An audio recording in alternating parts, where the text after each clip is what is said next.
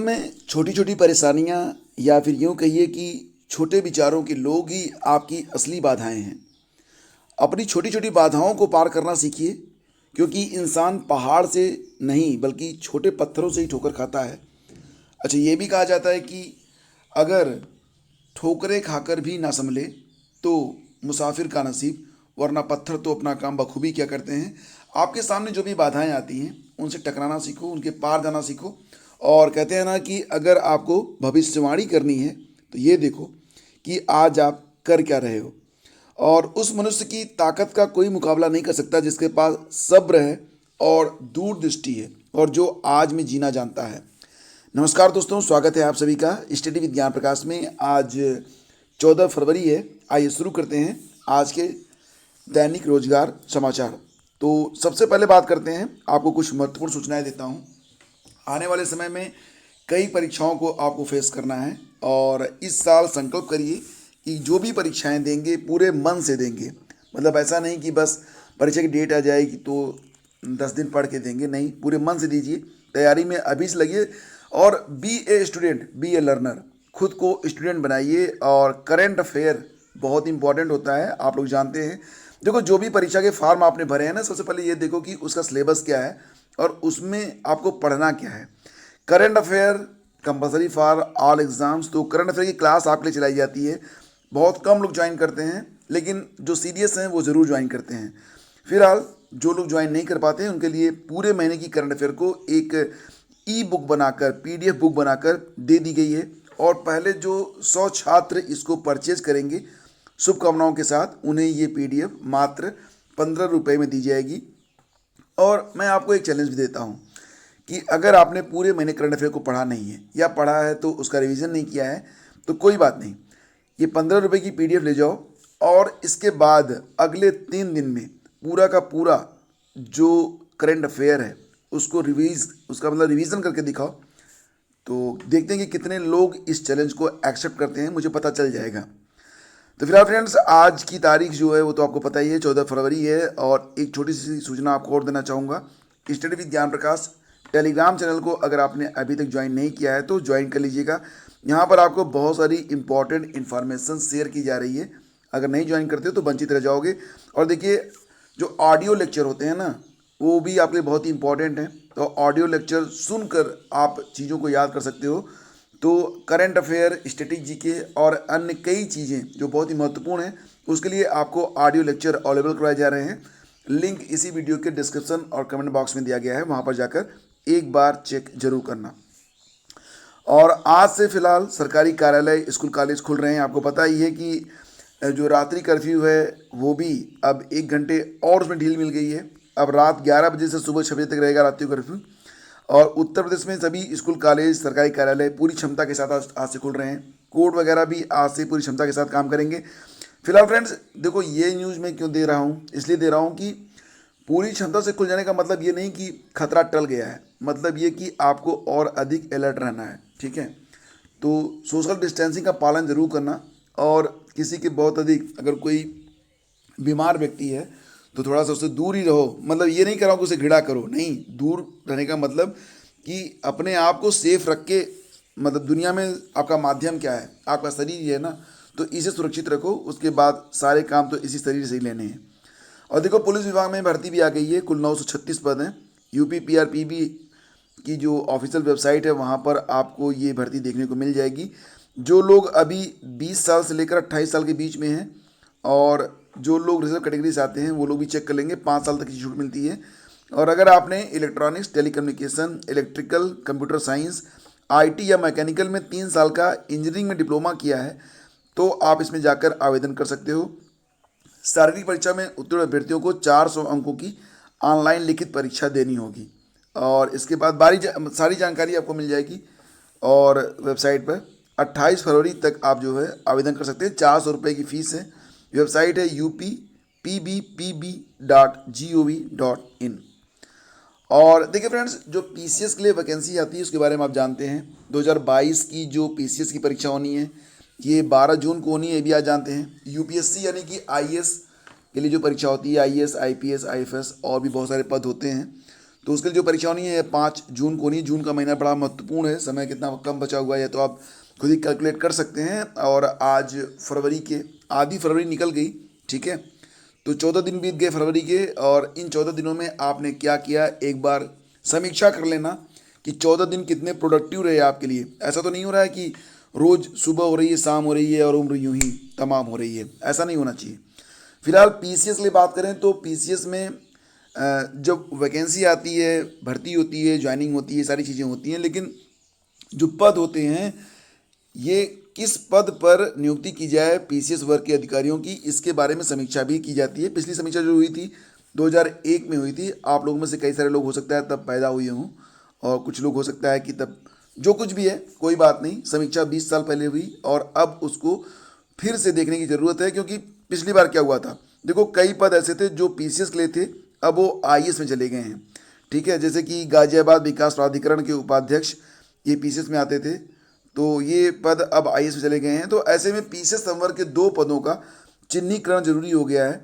तो जो पद नए नए बन रहे हैं उनमें से कौन से पद पीसीएस के लिए माने जाएं, तो इसको जो है फिर से रिवाइज करना है। तो इसके बारे में खबर है कि पीसीएस में नए सिरे से चिन्हित किए जाएंगे जो पद होंगे। एनीवे, ये आपका काम नहीं, आपका काम है मेहनत करके एक पीसीएस अधिकारी बन जाना, ठीक है। और उसके बाद बाकी की सुविधाएं ये तो आपको मिलेंगी ही, और आपको भी अपनी जिम्मेदारियां निभानी होंगी। समाज को बदलने का इससे बेहतर तरीका तो होता नहीं। तो बी द बॉस, बॉस बनिए। और देखिए इसके लिए जो पीसीएस की तैयारी कर रहे हैं लोग, उसके लिए एक अलग ग्रुप अभी बनाया नहीं गया है, बनाने वाला हूँ। तो जितने भी लोग सीरियसली तैयारी कर रहे हैं वो लोग उसमें ऐड होंगे, और इसके लिए आपको फ्री क्लासेस अवेलेबल करवाई जाएंगी, बिल्कुल फ्री, ठीक है। और देखिए फ्रेंड्स, उत्तर प्रदेश में इलेक्शन के बाद कई सारी वैकेंसी जाने वाली हैं। शिक्षक भर्ती भी आएगी, शिक्षक भर्ती में प्राइमरी, टीजीटी, पीजीटी, एलटी वगैरह। लेकिन पुलिस भर्ती की तैयारी जो लोग कर रहे हैं उनके लिए भी अवसर हैं। 26,210 पद हैं सिपाही के।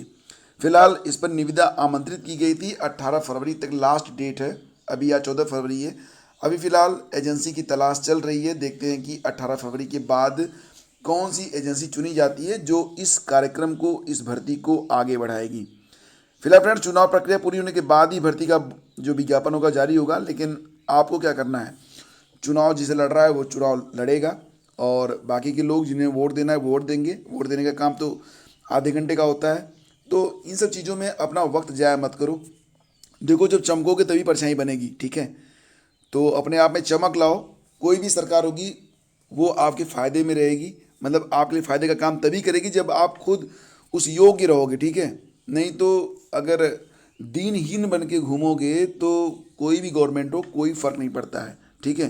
क्योंकि वैसे भी दुनिया ना दीनहीनों की परवाह नहीं करती है। आपने देखा होगा सड़कों पर कि क्या होता है, जैसे कोई हाथ फैलाता है भाग रहे, ठीक है। तो एनीवे ये सारी चीज़ें होती हैं।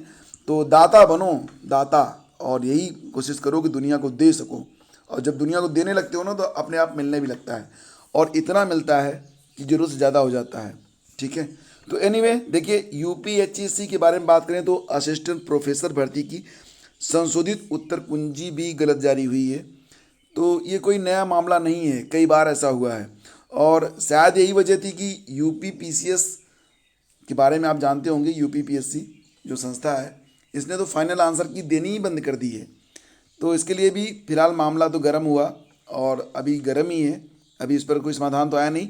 यूपीएचईएससी भी कुछ ऐसा ही काम कर रहा है। अब पता नहीं लोग क्या करते हैं यार। अब यहाँ पे देखो, यूपीएचईएससी ने जो परीक्षा करवाई थी असिस्टेंट प्रोफेसर के लिए, उस पर आपत्तियां तो खूब आई, और आपत्तियां लेने के बाद निस्तारण का काम भी जोर शोर से किया गया। फिलहाल उसकी जो फाइनल आंसर की आई है, तो फाइनल आंसर की भी बस माशा अल्लाह है।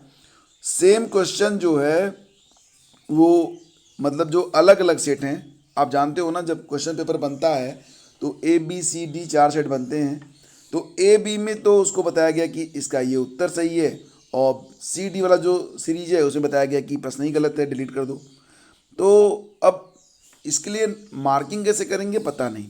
तो फिलहाल इसको लेकर जो कैंडिडेट्स हैं उन लोगों ने जानकारी उपलब्ध करवा दी है यूपीएचएससी को कि भाई लोग क्या कर रहे हो, ऐसे ऐसे काम जा चुकी कापी, तो कैसे काम चलेगा। तो फिलहाल जैसे कि अब यहाँ पर आप देख सकते हो, बताया गया है कि वाणिज्य विषय के सेट ए में प्रश्न संख्या 51 का सही उत्तर विकल्प ए है। सेट सी में वही प्रश्न 40वें नंबर पर था। तो गलत मानते हुए उसे निरस्त कर दिया गया है। तो सेट ए और बी में निरस्त प्रश्नों की संख्या 7 है, सेट सी और डी में निरस्त प्रश्नों की संख्या 8 है। ऐसे में आयोग ने संशोधित उत्तर कुंजी को ही गलत जारी किया है। ठीक वही प्रश्न जो दो सेट ए और बी में मौजूद हैं उनका उत्तर जारी किया गया, उसी प्रश्न को सेट सी और डी से डिलीट कर दिया गया। तो फिलहाल अब इस विसंगति को दूर करने का काम भी आयोग करेगा। मतलब देखो ऑल ओवर सारी बातों का निष्कर्ष क्या है?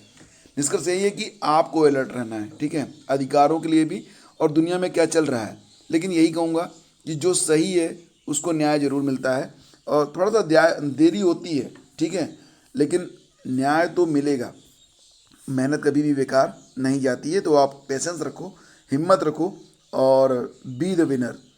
और एक तो चैनल भी मैंने लॉन्च किया था बी विनर, आप लोगों ने ज्वाइन नहीं किया है शायद, तो ज्वाइन कर लेना, लिंक मैं दे दूंगा वीडियो के डिस्क्रिप्शन में। वहाँ पर बहुत सारी मोटिवेशनल स्टोरीज मैं आपके सामने रखता हूँ, मोटिवेशनल थॉट्स रखता हूँ, ताकि आप उसे देखें, सुने और जान सकें कि दुनिया में कितनी कितनी कठिनाइयों के बीच लोग निकल कर सामने आए हैं।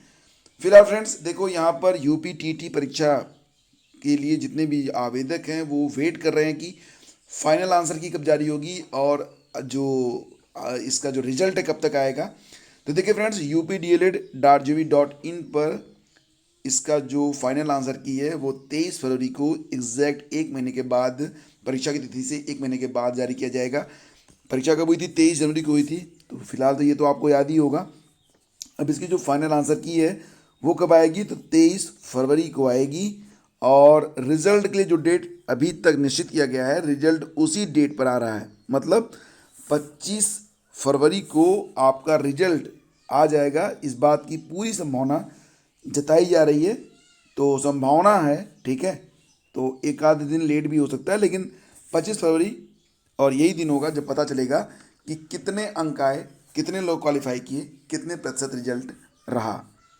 और कल किसी ने सवाल किया था कि सर 69,000 शिक्षक भर्ती में और आने वाली जो प्राइमरी शिक्षक भर्ती होगी, यानी कि नेक्स्ट सुपर टेट, देखो सुपर टेट जो है ना, ये नाम आप लोगों ने दिया था क्योंकि ये टीटी के बाद मेरी परीक्षा थी, तो टेट के बाद सुपर टेट। तो अगली जो प्राइमरी में शिक्षक भर्ती परीक्षा होगी उसके बारे में सवाल ये पूछा गया था, कुछ कैंडिडेट से पूछा कि जो सेक्शन होता है, पहला वाला सेक्शन जिसमें 40 प्रश्न होते हैं और जिसमें क्या होता है, हिंदी, संस्कृत और अंग्रेजी के प्रश्न होते हैं, इंग्लिश के, हिंदी, अंग्रेजी और इंग्लिश के 40 प्रश्न होते हैं। तो ये सवाल किया गया था कि ये जो हिंदी, संस्कृत और अंग्रेजी के 40 प्रश्न होते हैं ये ऑप्शनल, मतलब हिंदी करो या संस्कृत करो या अंग्रेजी करो, ऐसा होता है कि तीनों ही करने होते हैं। तो फिलहाल फ्रेंड्स यहाँ पर मैं आपको बता दूं कि शिक्षक भर्ती परीक्षा में कुल 150 प्रश्न होते हैं, कोई भी ऑप्शन नहीं होता है, सारे प्रश्न आपको अटेम्प्ट करने होते हैं, और करके मतलब अथवा करके कोई ऑप्शन नहीं आता है। मतलब ये कि आपको हिंदी के प्रश्न, संस्कृत के प्रश्न और अंग्रेजी के प्रश्न तीनों ही विषयों को अटेम्प्ट करना होता है। तो फिलहाल मैं यहाँ पर आपको पीडीएफ दिखा देता हूँ ताकि आप अच्छे से समझ पाओ। ये देखो 69,000 शिक्षक भर्ती का क्वेश्चन पेपर है ये, और इसमें देखो सबसे पहले तो हिंदी के प्रश्न पूछे गए, ठीक है, और हिंदी के प्रश्न जहाँ पर समाप्त होते हैं वहीं से स्टार्ट हो गई है संस्कृत भी, ठीक है। तो यहाँ पर आप फिलहाल तो हिंदी देख रहे हो, इसके बाद फिर संस्कृत भी स्टार्ट हो जाएगा इसी में, और संस्कृत के बाद अब देखो यहाँ पर संस्कृत के प्रश्न आ गए, तो संस्कृत के बाद फिर अंग्रेजी आ जाएगी, ठीक है। तो मतलब यहाँ पर क्या है, मतलब यहाँ पर यही है कि आपको तीनों ही सब्जेक्ट अच्छे से तैयार करने होंगे, आप अदरवाइज नहीं ले सकते हैं क्योंकि ये बहुत ही महत्वपूर्ण होता है और एक एक अंक आपको बहुत ही महंगा पड़ता है। महंगा समझ रहे हैं ना, कि एक अंक अगर कम पड़ गया तो बाहर निकल जाते हैं लोग, मेरिट से बाहर हो जाते हैं, पूरी उम्मीद टूट जाती है। इसलिए अभी आपके पास पर्याप्त समय है। मैं बार बार क्यों कहता हूँ, आप लोग कहते होंगे ना कि अभी जो है जब फॉर्म आएंगे, जब डिक्लेरेशन होगा, उसके बाद जब कुछ होगा तो फिर पढ़ना शुरू करेंगे। देखो फ्रेंड्स, बात सारी बातें आपकी मैं मानता हूँ, लेकिन एक बात आप भी मेरी मान लो कि वैकेंसी आएगी, ये बात तो आप मानते हो ना। तो वैकेंसी 2 महीने में आए, 4 महीने में आए, 6 महीने में आए, 8 महीने में आएगी। और अगर आपको टीचर बनना ही है, अगर आपका ये संकल्प ही है, तो यहाँ पर आप ये देख रहे हो ना कि लोग कितने अंक लेकर बाहर हो रहे हैं। मतलब 120 अंक लाकर भी लोग अगर एकेडमिक कम है तो बाहर हो जाते हैं। तो आपको क्या करना है कि आपको कोशिश करनी है कि आप बिल्कुल एकदम टॉप पे रहो और उसके लिए तैयारी करो। अभी से ये मान के चलो कि आगे जंग लड़नी है तो वर्जिश करनी है। फिलहाल फ्रेंड्स, आज की वीडियो में बस इतना ही। वीडियो पसंद आया तो लाइक और शेयर आप लोग ज़रूर कीजिएगा। और देखो, बहुत सारे लोग ये भी कहते हैं कि सर आपके वीडियोज़ पर इतने सब्सक्राइबर होने के बावजूद व्यू नहीं आते हैं। एनीवे, मैंने कहा कि हीरे के खरीदार कम मिलते हैं। यहाँ पर जेन्युइन कंटेंट ही आपको दिए जाएंगे। व्यूज़ आए ना आए ये कोई बात नहीं। फ़िलहाल मुझे अपने जितने भी सब्सक्राइबर हैं, जितने भी स्टूडेंट हैं, उन तक सिर्फ सच्ची, सही और सरल भाषा में बातों को पहुंचा देना है। तो दैट्स माय ड्यूटी और मुझे भरोसा है कि आप लोग भी अपना काम अच्छे से करेंगे। Thank you so much. Have a great day. जय हिंद।